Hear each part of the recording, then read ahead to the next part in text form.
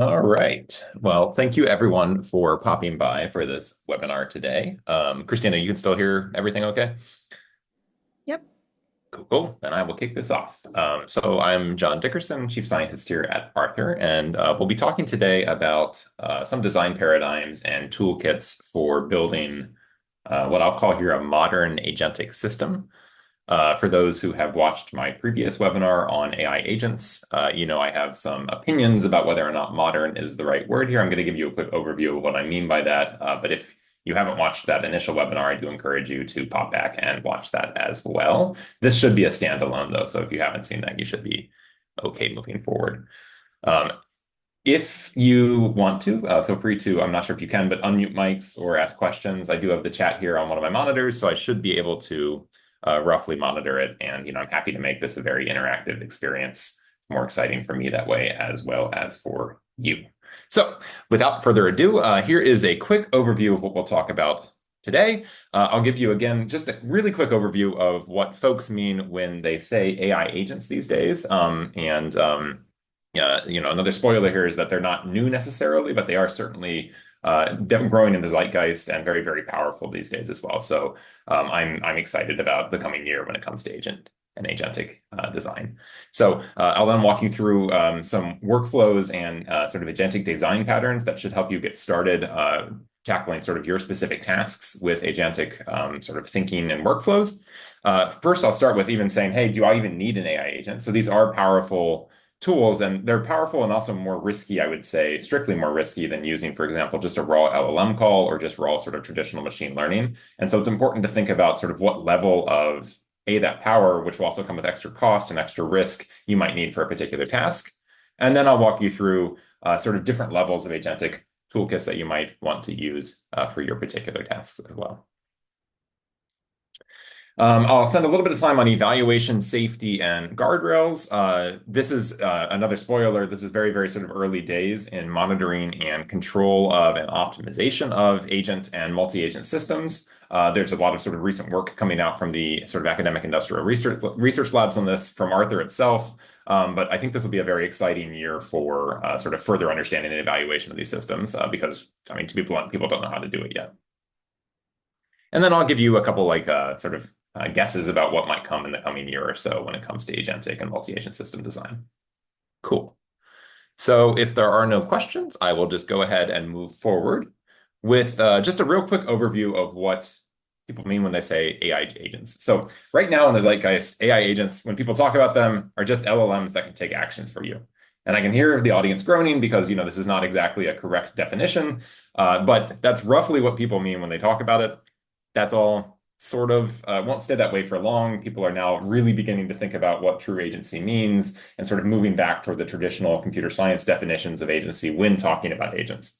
But when you talk about, in the last 6 to 12 months, a lot of these agentic, venture capital backed raises that are done by, vertical specific agent-based startups, a lot of them just mean I attach some actions onto an LLM or a set of LLMs, and I just set it free on your desktop. Okay, that will change in the coming 6 months, 12 months, and so on.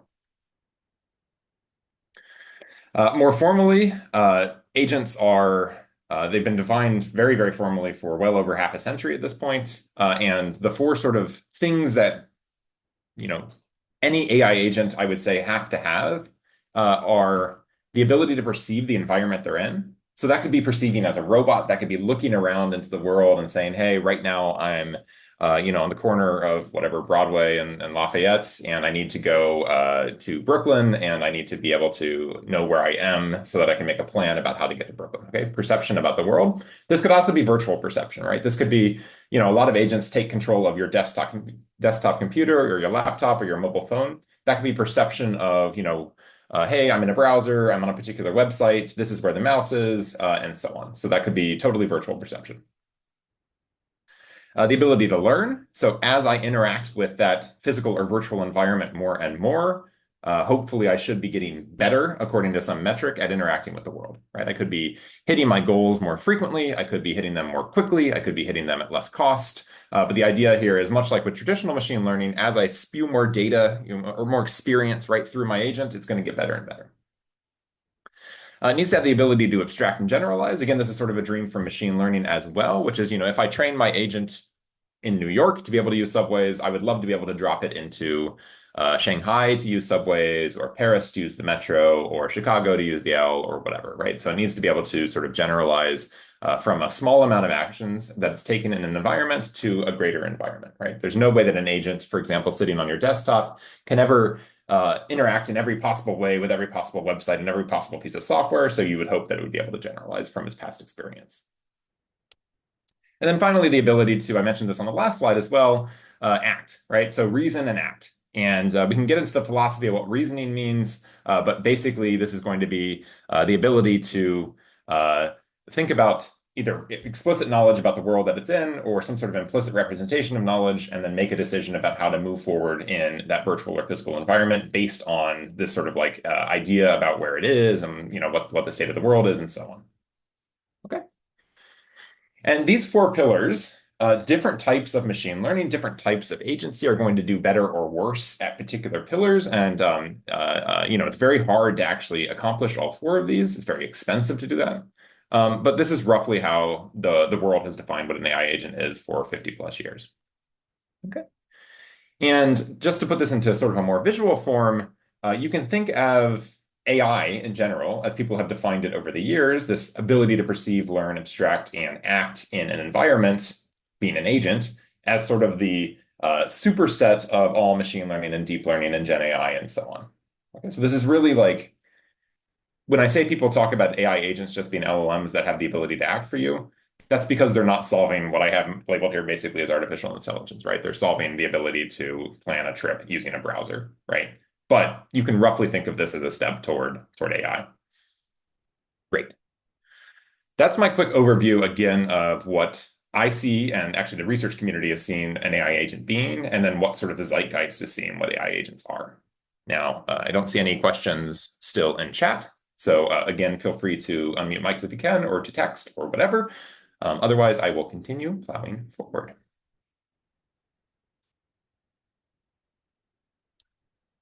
Make sure that this is a Q&A. Oh, there's Q&A. Okay. Oh, no Q&A yet. All right. So some design patterns are emerging for agentic AI. I'm going to talk about single agent design patterns first, and then I will talk later about multi-agent design patterns. If you don't know what multi-agent means yet, A, you can kind of guess that it means having more than one agent, but B, I'll give you some definitions in the future.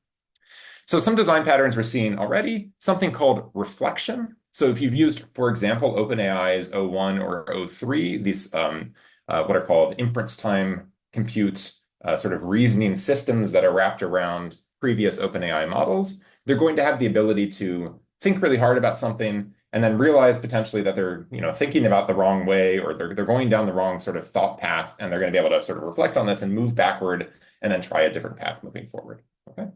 So this is fundamentally different than just think about using like ChatGPT when it came out 2 years ago or so at this point. That was just sort of input into an LLM, and then a sequence of tokens comes out. This is going to be sequence of tokens comes out, and then I think about what I've done so far, I backtrack, and maybe I move toward a different sequence of tokens coming out. Okay.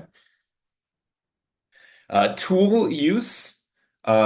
This is now table stakes for any of the LLM systems that you use using a UI, right? You go onto Grok, you go onto Gemini, you go onto OpenAI, you go onto Claude or whatever. They're all going to have the ability to use tools. The Llama herd from Meta, very nice open source family of models, has tool use as well. It's able to call out to the internet. It's able to call out to Wolfram Alpha. It's able to call out to writing Python code and executing Python code.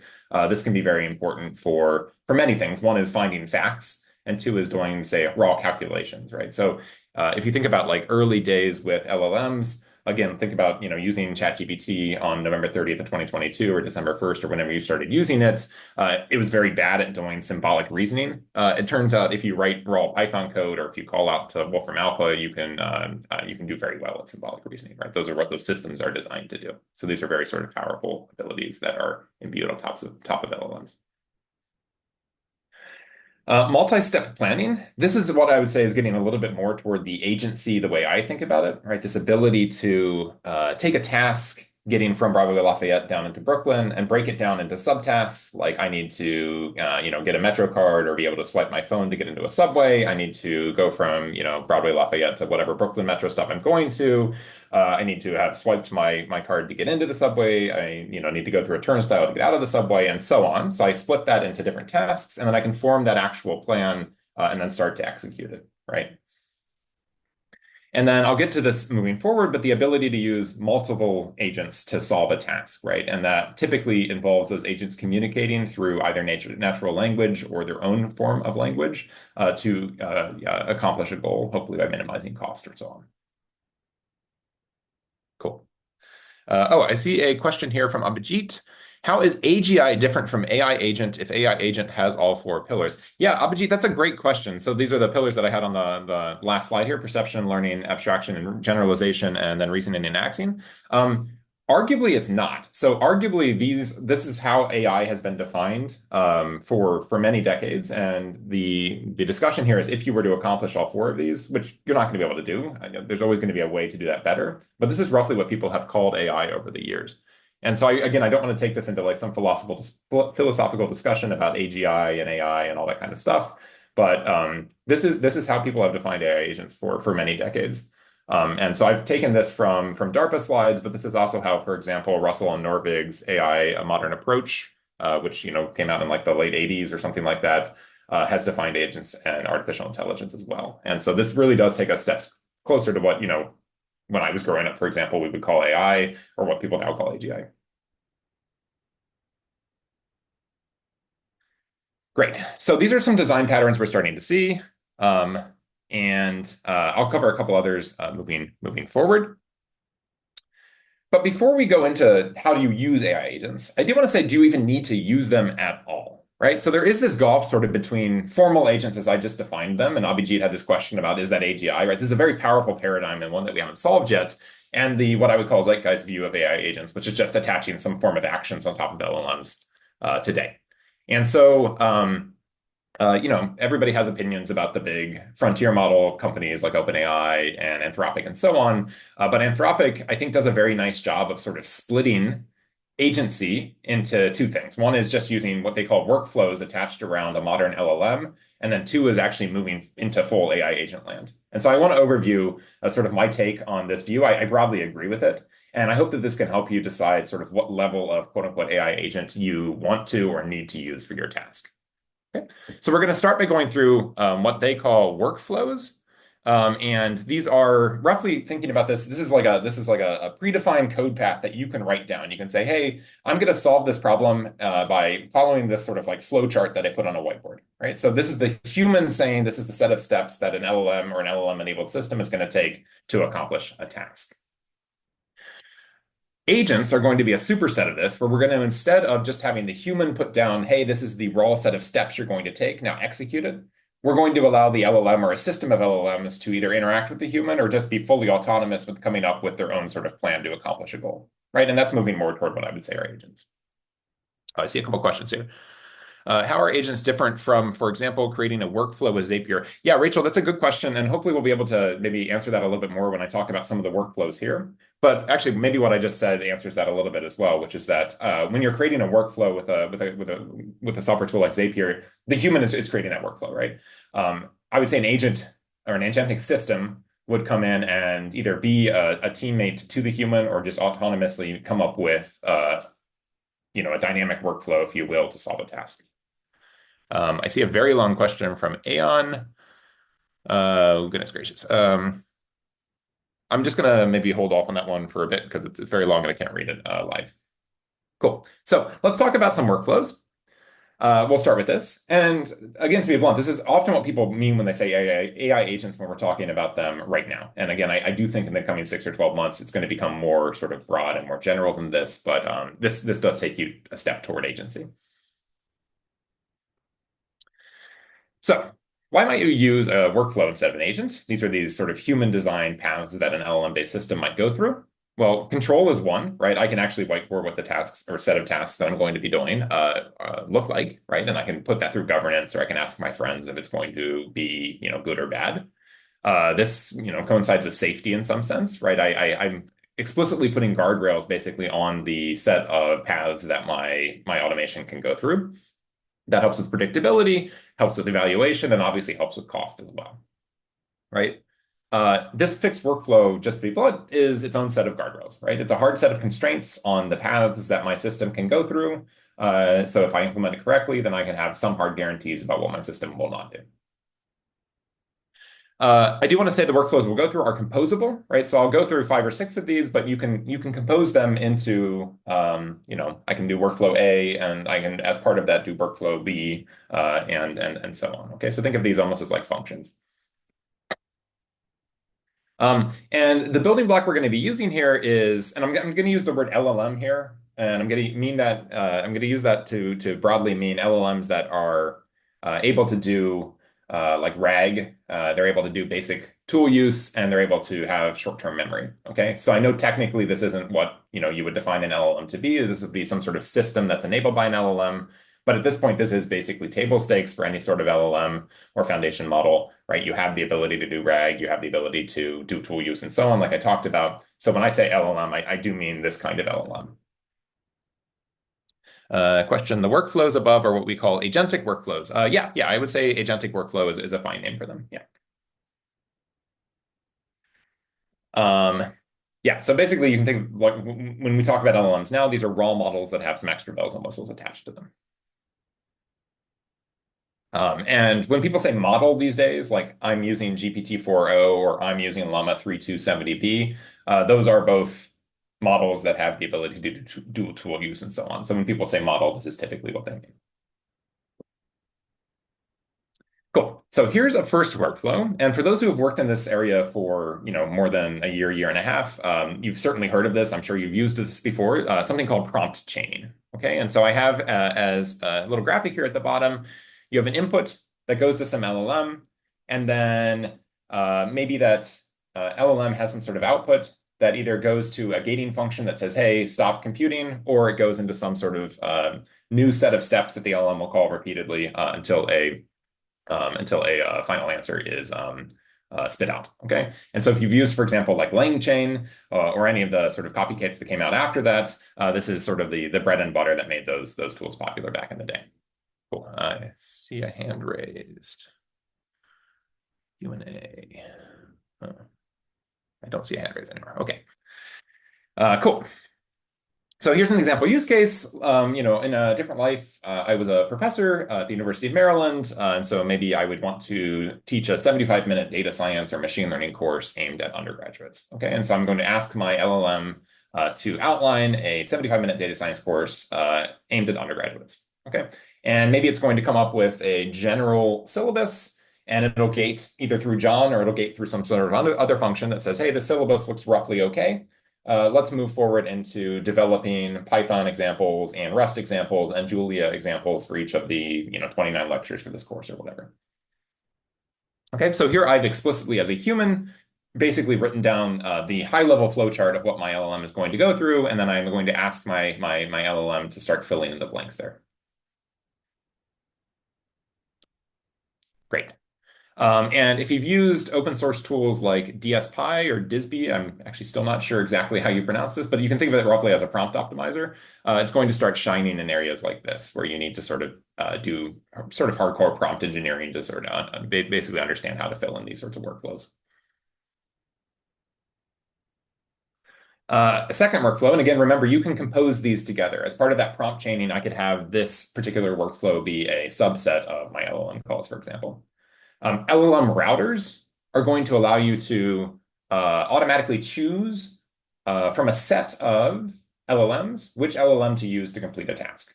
Okay, very, very simple idea. There's a lot of open source tools that are out there that have functionality around this. Light LLM has some functionality around this, semantic router, open router, route LLM, and so on. And then there are companies that do this as well.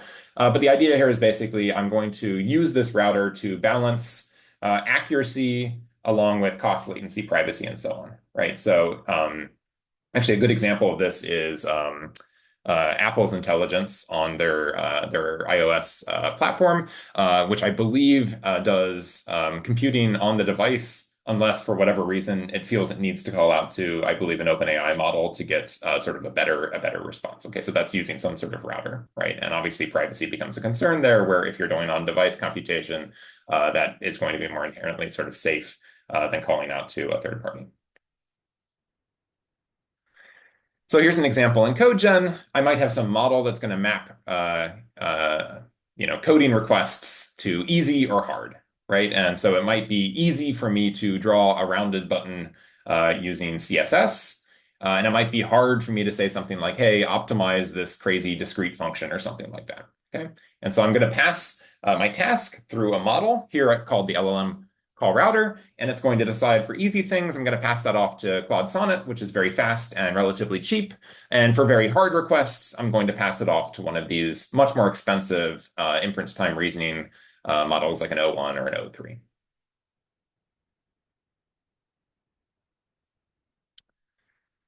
Third one, using the wisdom of the crowds here. And again, I hate to imbue sort of anthropomorphism onto my LLMs, but here I am doing that. The idea here is basically you're going to use a parallel set of queries to LLMs. You're going to either ask the same question to multiple LLMs and then have them vote on who's right. Okay, so I might ask a question like, should I buy this particular stock? And I ask that to 10 different LLMs, and then 9 of them come back with no. And so I aggregate that result and I don't buy that stock, something like that. Or I can ask a set of LLMs different questions in parallel and then aggregate the answer as well. So that could be something like, I don't know, I want to, if we're using stocks or whatever, I'm going to ask for like the average market cap of a Fortune 100 company, and I might be able to, in parallel call 100 different LLMs to ask for different information about those Fortune 100 companies and then average the result, something like that.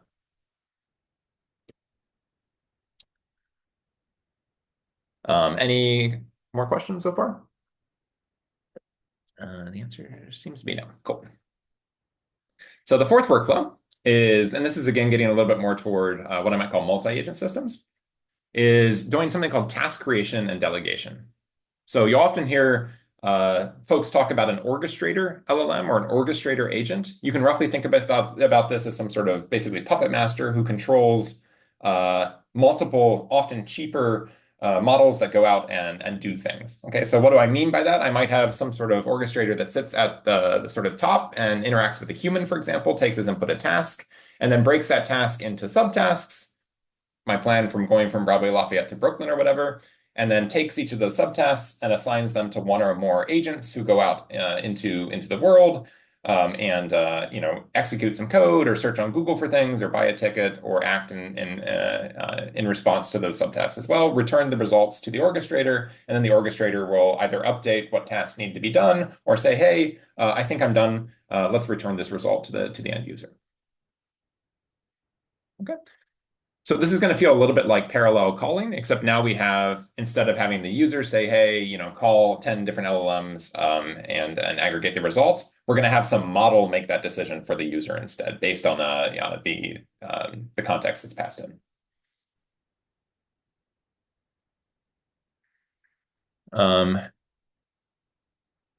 Would control flow by prefect AI fall into this workflow number 4? I am not sure. I'm not familiar with that. Yeah, I'm not familiar with that. So we can maybe look into that after the presentation. Cool. So we will see more about this when we talk about some agentic systems like AutoGen and like LangGraph in the coming slides. Cool. And so another example of this is sort of what I was talking about in the last slide, where you're asking to split a task into multiple subtasks and then do some sort of averaging at the end.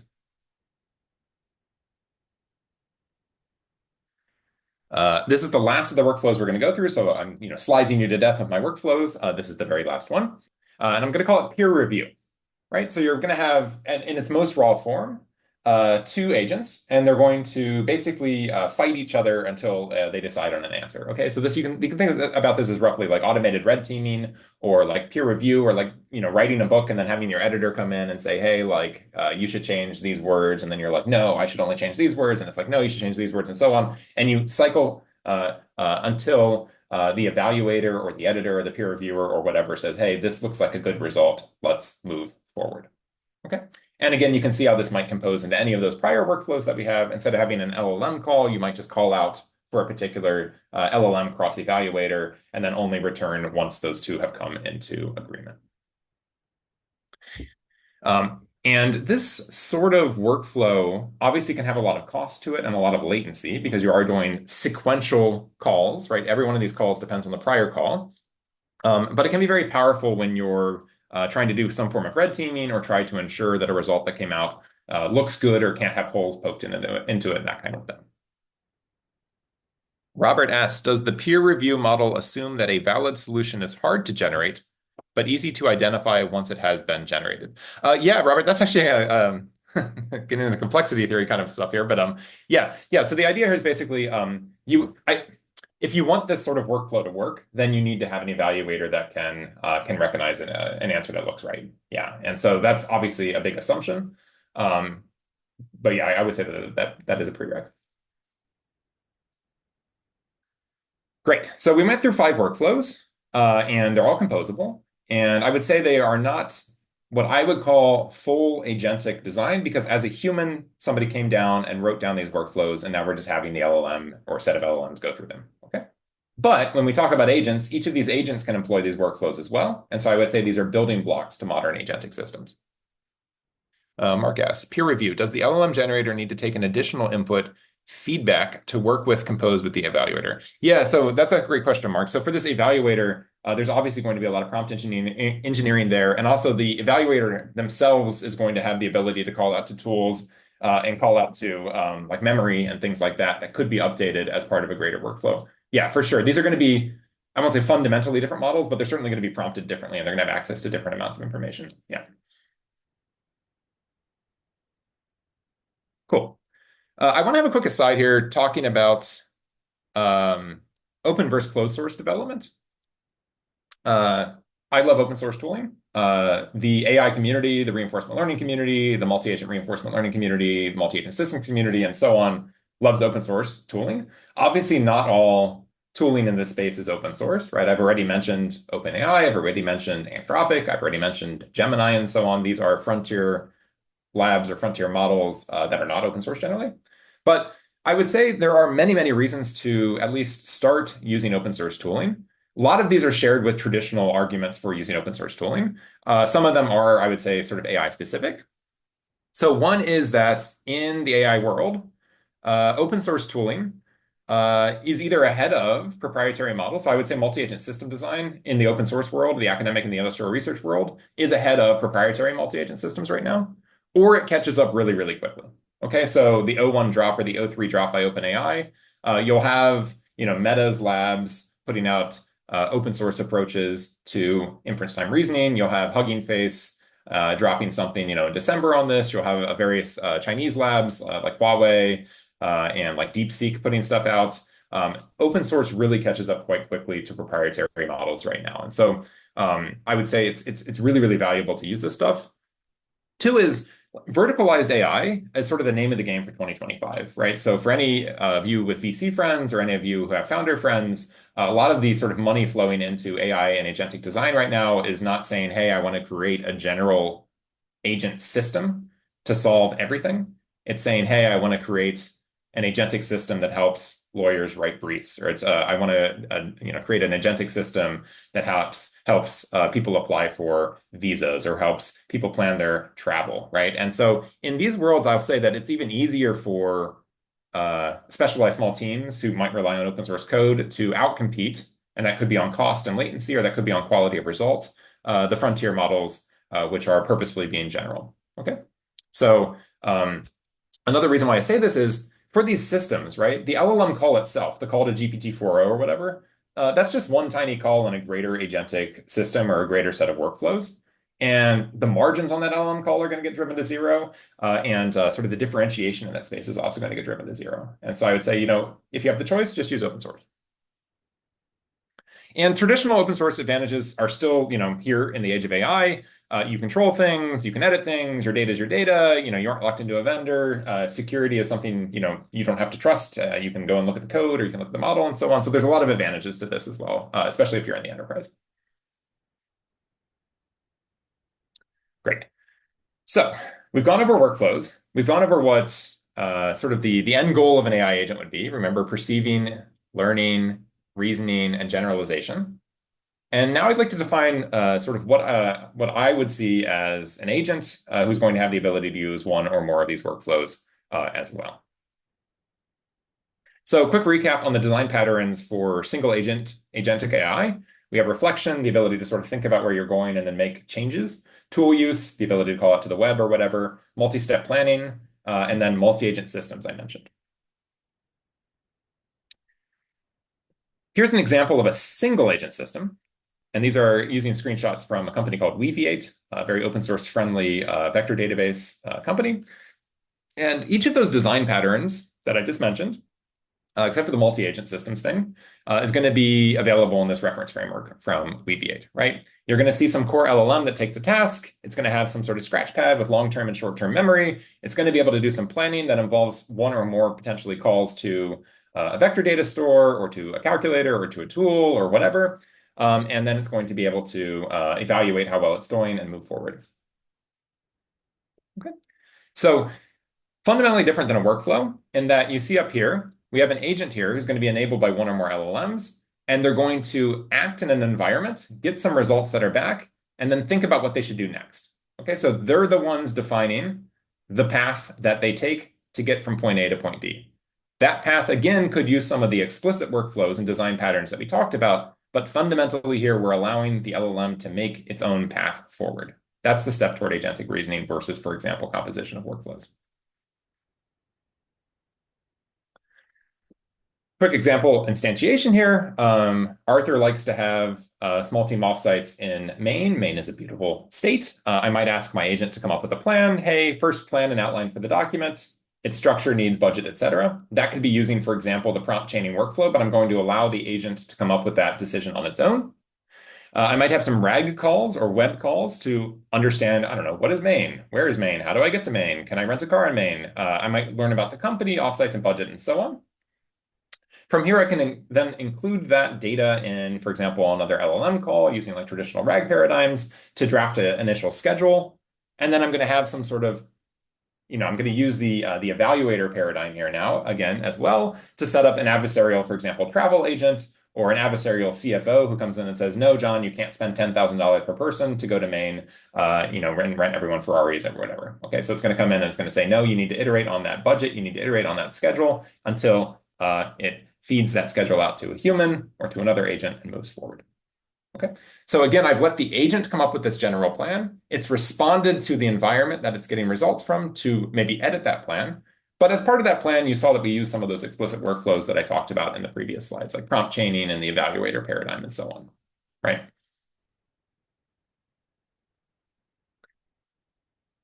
So that plan ideally would come from some sophisticated optimization and reinforcement learning that's offline to come up with optimal, offsite planning and so on. In reality, it's kind of a hacky set of heuristics and prompt engineering and human intervention from time to time and learning that goes into the creation of these plans. And so one of my predictions for 2025 and moving forward is we're going to see a lot more what I would call sophisticated or principled optimization of agentic workflows and multi-agent workflows as well. And I'll give you a quick example of what I mean by that from a paper that came out a couple months ago, in October, about what I mean by sort of real optimization of these systems. Cool. There are frontier labs obviously putting a lot of work into this right now, like OpenAI and Anthropic and so on, but we're still very early days. Cool. So I want to give you an explicit, I see a question here. What are the top agentic toolsets you see folks using, exploring these days? Yeah, it's a great question. I've gone over a couple quick open source toolkits that I like. For example, I mentioned Light LLM. Here's another really nice one that came out like 7 days ago. I think they dropped it on like December 31st of 2024, and right now it's January 7th. Something called Small Agents. It's from Hugging Face, one of these open source darlings. You can think of them as sort of a GitHub for machine learning models. It's really, really bare bones, and I mean that in a non-pejorative way. It's very nice, right? So their explicit goal here was to keep any abstractions that they have super, super simple. So one of the abstractions that they use is actions don't come from some defined dictionary of actions. There's no, well, they kind of do, but they don't come from like they're going to be more automatically generated by the LLM. I'll give you a quick example of what that means, but basically actions that are taken are explicitly executed as Python code. Okay, so it's not going to be some sort of crudgy hand-coded action. It's going to be let the LLM actually come up with a plan, and that plan is going to be explicit Python code that you can look at, and then it's going to execute that Python code, which I think is pretty cool. Um, Another thing that's very cool here, and I think for anyone who's sort of moving into this space, this is what you want, is that everything is exposed to you. Okay, so I think right now the entire repository for this, the implementation of their small agents outside of testing is something like 1,000 lines of Python, and that's something that you could read. Okay, and that's something you can debug as well, which is cool. Nice thing about this as well is, Hugging Face obviously is an open source proponent, as am I, but they're not so principled about this that they reject using closed source. And so Small Agents obviously integrates with the Hugging Face hub and models on Hugging Face, but also allows you to lean on light LLM to call out to proprietary models. Okay, so you could use this Small Agents framework and also include, calls to Anthropic models if you'd like to. And very quick example. So basically, it's only 2 lines to get started with this stuff, which is pretty cool. So here I'm defining an agent, and that's a small agent's agent. And so, there's some sort of, from small agents import agent or something like that that I've done earlier.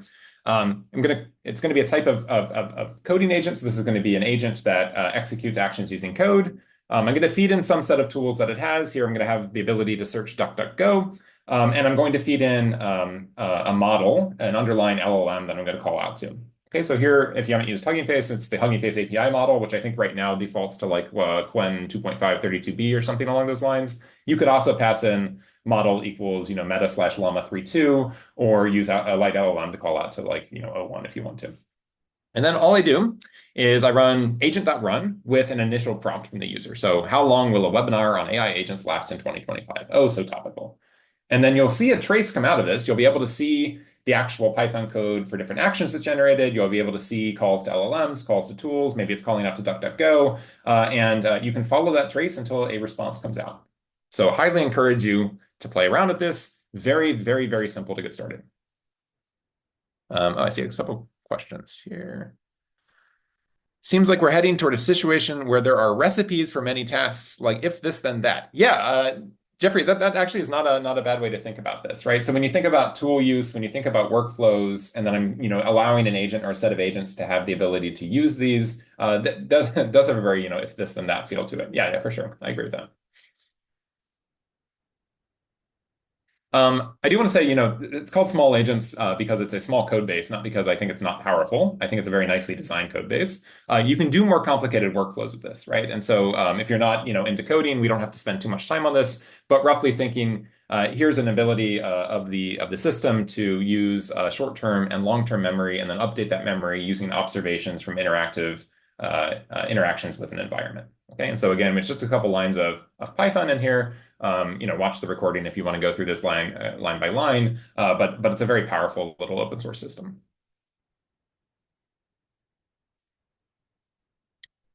So that's just one. There are obviously a bunch of other single agent systems out there. I think this is going to be a really nice one, though, again, because it's such a small, compact code base. Hugging Face obviously has some great engineers and great community building around this code base. And it's a very sort of simple abstraction, which is nice. So recommend using, even though it's only 7 days old.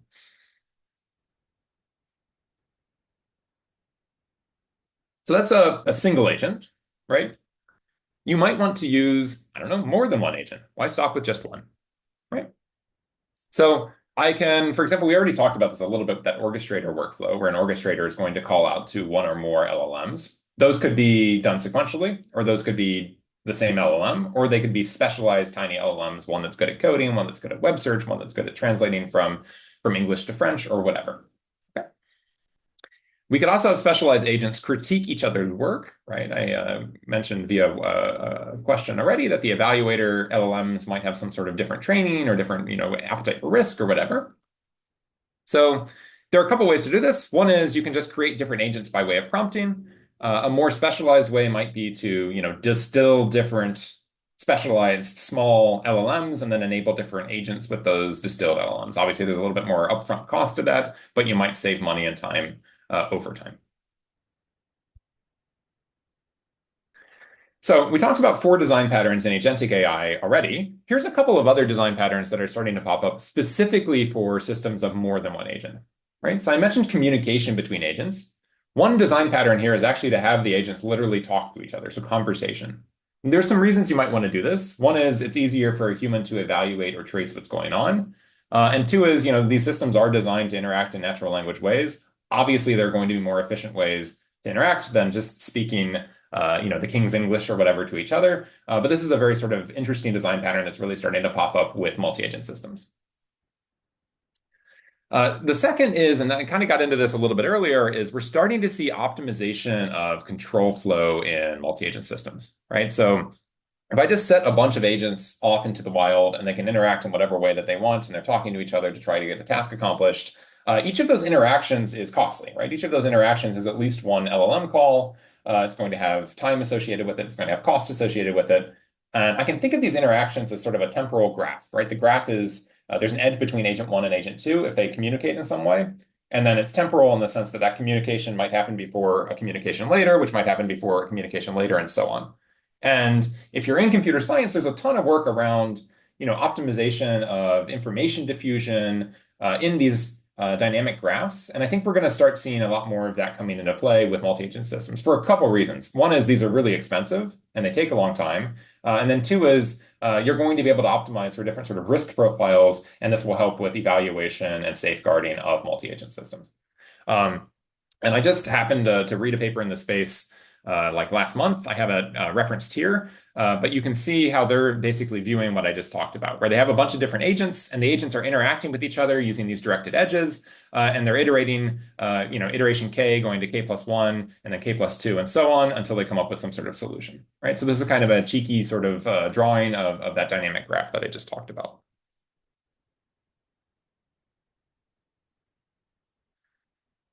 So we're talking about tooling. Here are some tools that I'll say largely came out of Microsoft. AutoGen, Magentic 1, TinyTroop, AG2. Microsoft's put a lot of work into not just their closed-sourced agentic systems like Copilot, but also their open-source agentic systems like what I just mentioned up here.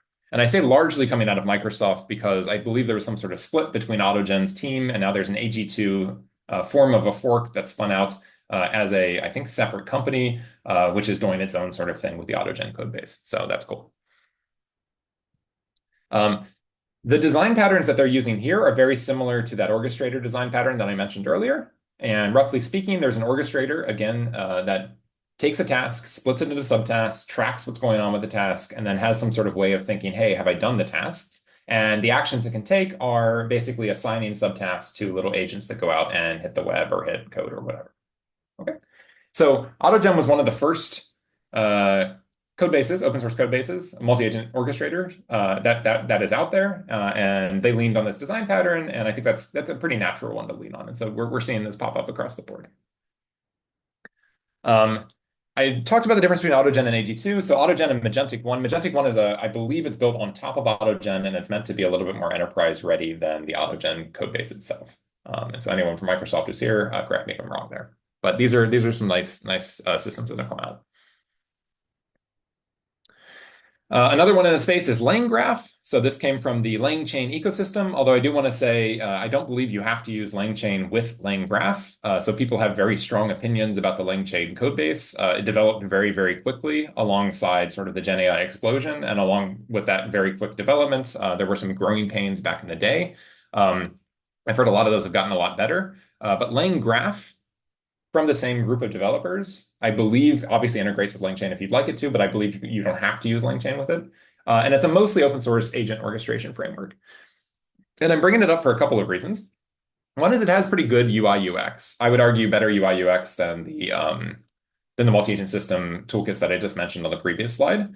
So LangChain and co have put a lot of effort into making this sort of like you can watch what's going on with your multi-agent system in a nice little UI and kind of understand what's going on, which is cool. Two is LangChain has obviously built an amazing community of open source developers. And so with LangGraph being mostly open source, you would expect this to develop very nicely as well and maintain integrations and sort of stay up to date with best practices and so on. It's also reasonably low level. And what I mean by that, it's a good starter toolkit for multi-agent systems. In the same way that I would call like small agents is very sort of like basic abstractions, the Hugging Face library that I mentioned earlier, basic abstractions and sort of very sort of like low level. This one's pretty low level as well. So I would say, it's not that hard to get your teeth sunk into it. Cool.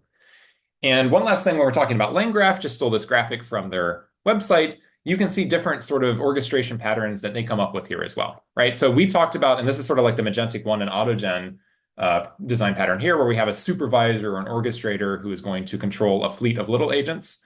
But you might have other sorts of paradigms here, again, represented as graphs, where we have a network of agents who can all talk to each other, right? So this is a complete, is this complete? Yeah, this is a complete graph there.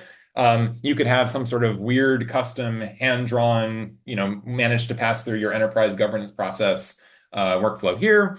Or you might have something like a traditional corporation, right? If you were to have like an AI agent take over a corporation, it might look like this, where you have a CEO and then you have a CTO who controls little technical agents, and you have a CIO who controls agents that go out and buy data, and you have a CFO that comes and controls budget or whatever. This would be like a traditional corporate structure as well. And there's no reason why you couldn't do that with an agentic system either.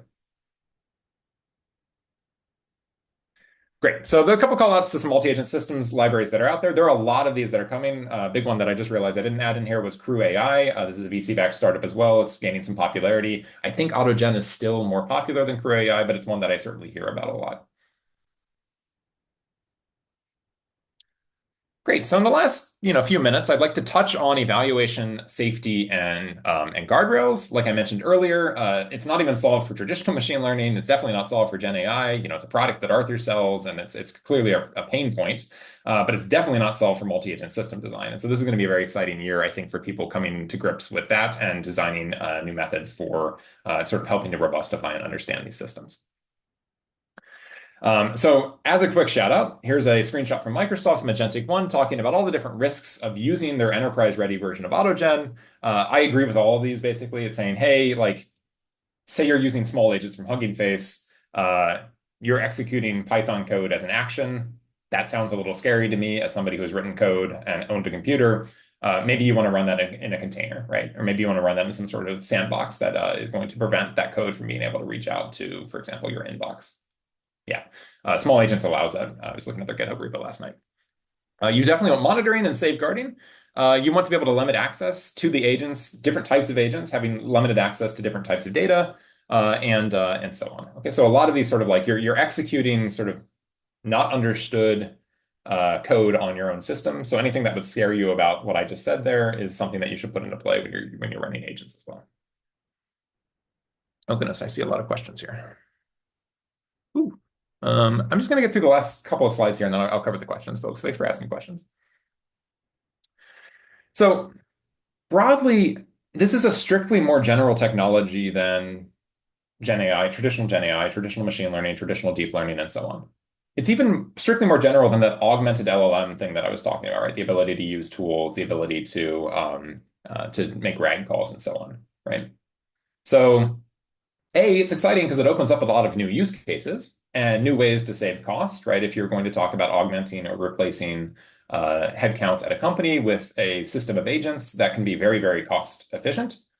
But it also, just by being strictly more general, is going to open up new attack vectors, new failure modalities, new confusion around observability. And so one of the big changes here is that these sort of guardrails you need to set up, they're no longer just like the input that goes into the LLM, I need to watch over that, or the output that comes out of the output of the LLM, I need to watch over that. I instead need to, view this combinatorially, and I need to watch over the entire system, which is a function of multiple agents interacting in multiple ways over multiple modalities over time, right? And so it's just fundamentally harder, I would say, than traditional security around traditional LLM-based applications.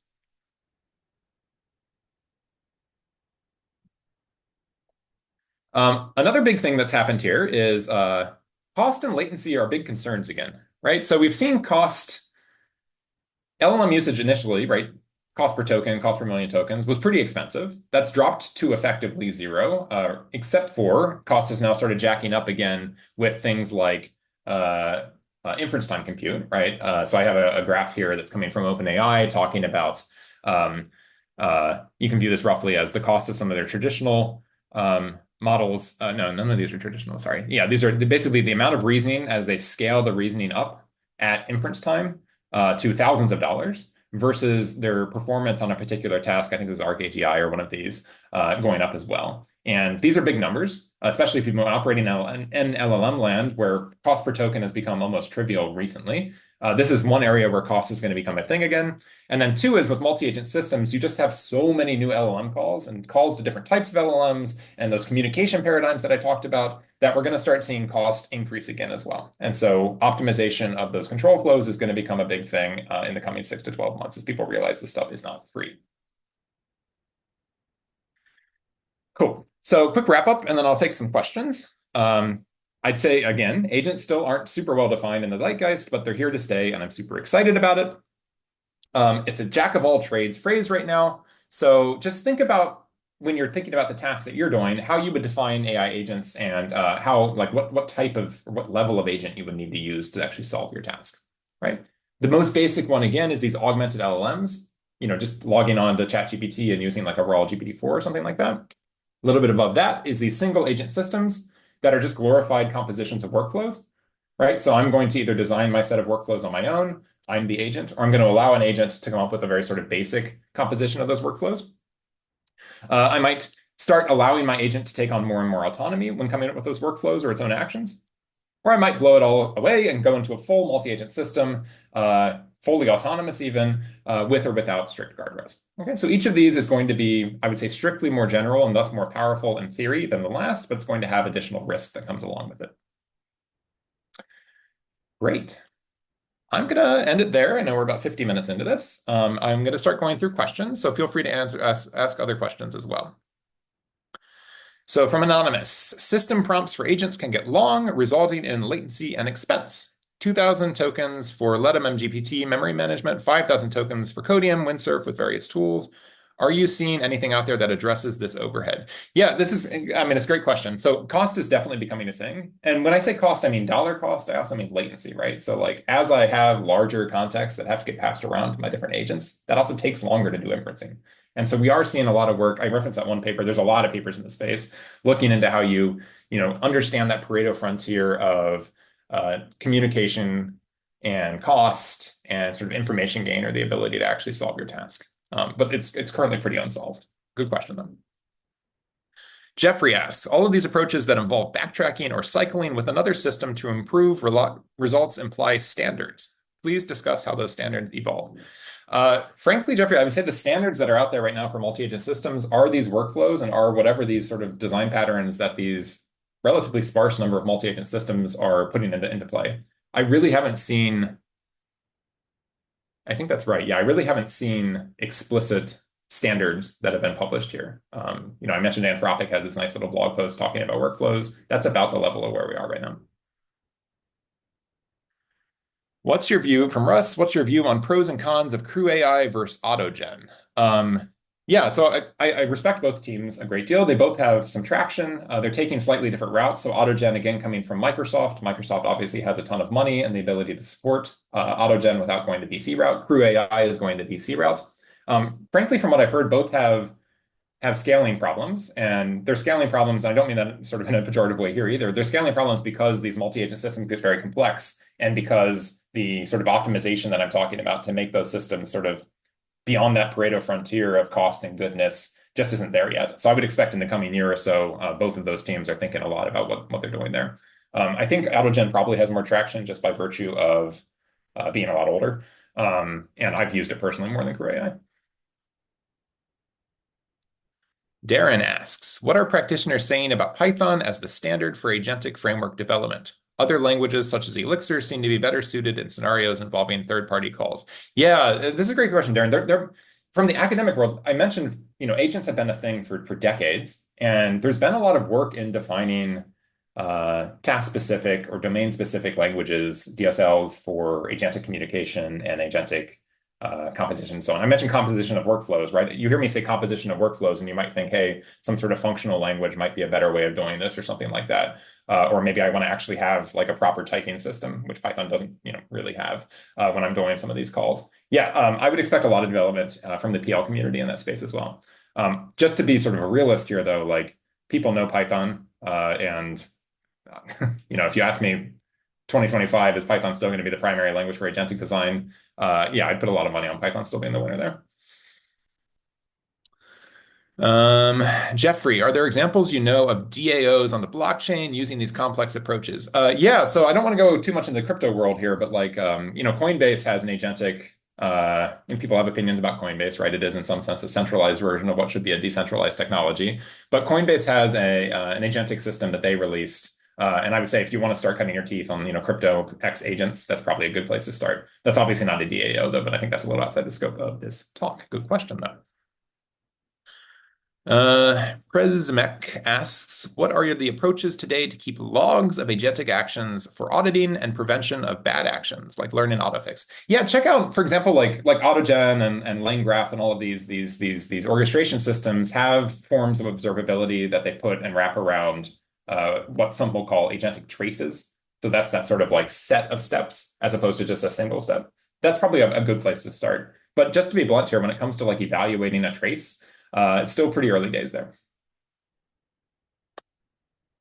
Darren asks, how do you currently decide whether to use a reasoning model or a plain LLM? Do you have any heuristics? Yeah, that's a great question, Darren. And this actually comes out to the routing workflow that I was talking about as well, which is like, if I use like a traditional LLM, it's going to be faster and cheaper versus if I call it to O1 or, if I have my $200 a month OpenAI Pro subscription, it's going to take 10 minutes or whatever. It's costing me $200 a month. How do I decide where to go? I mean, the heuristic right now is that the reasoning models are better at like symbolic and hard math and hard science questions. And I think that's roughly right. Right. And so if I put on my programmer, if I put on my computer science theorist hat, and I think about questions that I've passed into frontier models versus like an O1, they are certainly doing better on the math style stuff, right? Like we'll use it for doing like market sizing or something like that, where you have to compute, TAM, SAM, SOM, things along those lines. If you're doing like due diligence for a VC, O1 is night and day better than like a GPT-4o at a thing like that. So that's a rough heuristic. Anonymous asks, how serious should folks be thinking about how many jobs these will replace this year?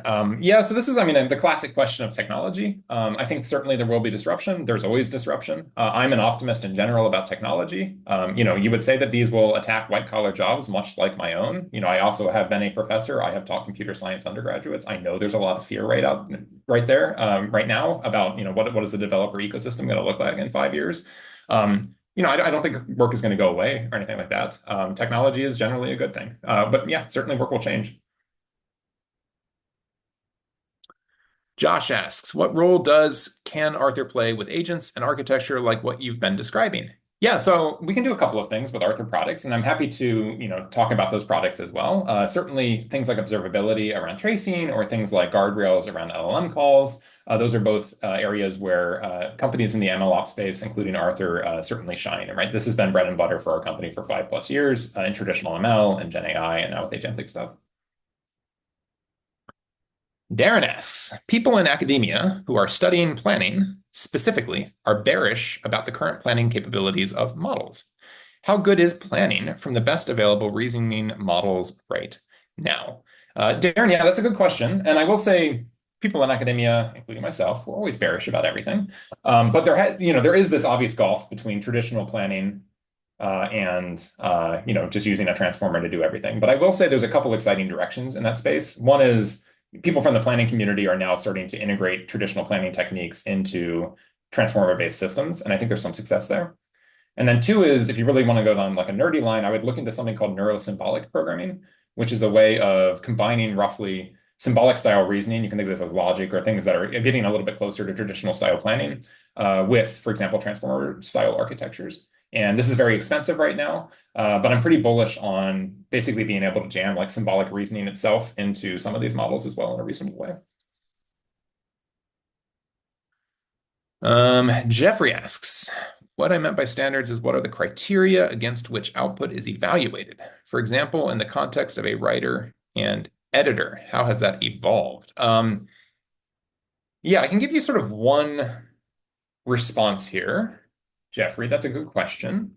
One is if you look into sort of the reinforcement learning step that's done in these reasoning models, then that reinforcement learning step is effectively learning what's called a value function, which is going to take a state, in this case, could be context or whatever the input output of an LLM is, and it's going to map that ideally to sort of a goodness where a higher number is going to be better and a lower number is going to be worse. Obviously, that's going to be a noisy and often incorrect process. But if I have that value function, then I can use that as a proxy for like how good a result is that came out of, for example, a multi-step reasoner. I'd say that's one concrete example of how evaluation is done. Cool. And now finally getting to this very long question that was asked nearly an hour ago.